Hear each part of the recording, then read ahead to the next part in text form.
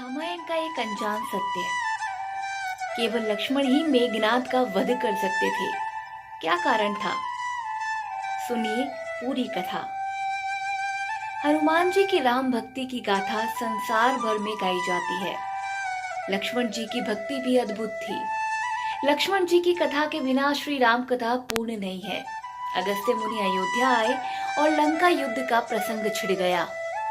भगवान श्री राम ने बताया कि उन्होंने कैसे रावण और कुंभकर्ण जैसे प्रचंड वीरों का वध किया और लक्ष्मण ने भी इंद्रजीत और अतिकाय जैसे शक्तिशाली असुरों को मार गिराया। अगस्त्य मुनि बोले, श्री राम, बेशक रावण और कुंभकर्ण प्रचंड वीर थे, लेकिन सबसे बड़ा वीर तो मेघनाद ही था।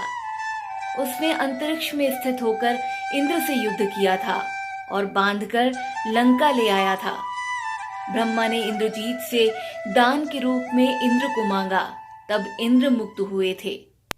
लक्ष्मण ने उसका वध किया, इसीलिए वे सबसे बड़े योद्धा हुए। श्री राम को आश्चर्य हुआ, लेकिन भाई की वीरता की प्रशंसा से वे बेहद खुश थे। फिर भी उनके मन में जिज्ञासा पैदा हुई कि आखिर अगस्त्य मुनि ऐसा क्यों कह रहे हैं कि इंद्रजीत का वध रावण से ज्यादा मुश्किल था। अगस्त्य मुनि ने कहा, प्रभु, इंद्रजीत को वरदान था कि उसका वध वही कर सकता है जो कि 14 वर्षों तक न सोया हो, जिसने 14 साल तक किसी स्त्री का मुख न देखा हो और 14 साल तक भोजन न किया हो।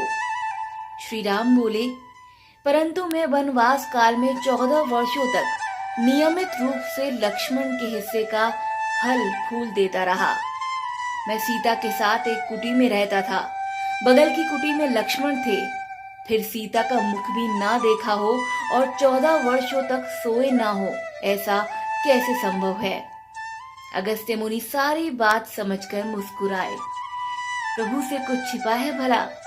दरअसल सभी लोग सिर्फ श्री राम का गुणगान करते थे, लेकिन प्रभु चाहते थे कि लक्ष्मण के तप और वीरता की चर्चा भी अयोध्या के घर घर में हो। अगस्त्य मुनि ने कहा, क्यों ना लक्ष्मण जी से ही पूछा जाए। लक्ष्मण जी आए। प्रभु राम ने कहा कि आपसे जो पूछा जाए उसे सच सच कहिएगा।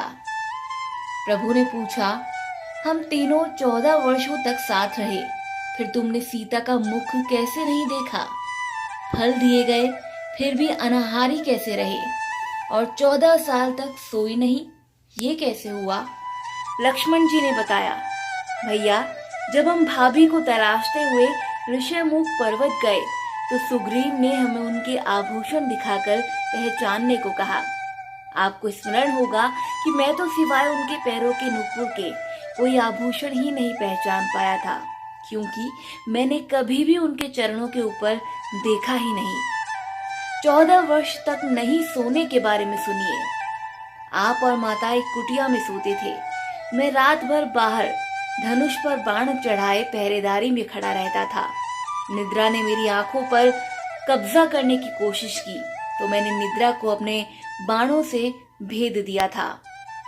निद्रा ने हार कर स्वीकार किया कि वह 14 साल तक मुझे स्पर्श नहीं करेगी, लेकिन जब श्री राम का अयोध्या में राज्याभिषेक हो रहा होगा और मैं उनके पीछे सेवक की तरह छत्र लिए खड़ा रहूंगा, तब वह मुझे घेरेगी। आपको याद होगा, राज्याभिषेक के वक्त मेरे हाथ से छत्र गिर गया था। अब मैं 14 साल तक अनाहारी कैसे रहा? मैं जो फल फूल लाता था, आप उसके 3 भाग करते थे। एक भाग देकर आप मुझसे कहते थे, लक्ष्मण, फल रख लो। आपने कभी फल खाने को नहीं कहा, फिर बिना आपकी आज्ञा के मैं उसे खाता कैसे? मैंने उन्हें संभाल कर रख दिया। सभी फल उसी कुटिया में अभी भी रखे होंगे। प्रभु के आदेश पर लक्ष्मण जी चित्रकूट की कुटिया में से वे सारे फलों की टोकरी लेकर आए और दरबार में रख दिया। फलों की गिनती हुई, उसमें 7 दिन के हिस्से के फल नहीं थे। प्रभु ने कहा, इसका अर्थ है कि तुमने 7 दिन तो आहार लिया था। लक्ष्मण जी ने 7 फल कम होने के बारे में बताया। उन 7 दिनों में फल आए ही नहीं। पहली बार जिस दिन हमें पिताश्री के स्वर्गवासी होने की सूचना मिली, हम निराहारी रहे। दूसरी बार जब रावण ने माता का हरण किया, उस दिन फल लाने कौन जाता। तीसरा दिन जब समुद्र की साधना कर आप उससे राह मांग रहे थे। चौथी बार जब आप इंद्रजीत के नागपाश में बंधकर दिन भर अचेत रहे, जिस दिन इंद्रजीत ने माता सीता को काटा था और हम शोक में रहे। छठवीं बार जब रावण ने मुझे शक्ति मारी, और सातवीं बार जब आपने रावण का वध किया। इन दिनों में हमें भोजन की सुध ही कहाँ थी। विश्वामित्र मुनि से मैंने एक अतिरिक्त विद्या का ज्ञान लिया था, बिना आहार किए जीने की विद्या। उसके प्रयोग से मैं 14 साल तक अपनी भूख को नियंत्रित कर सका, जिससे कि इंद्रजीत मारा गया।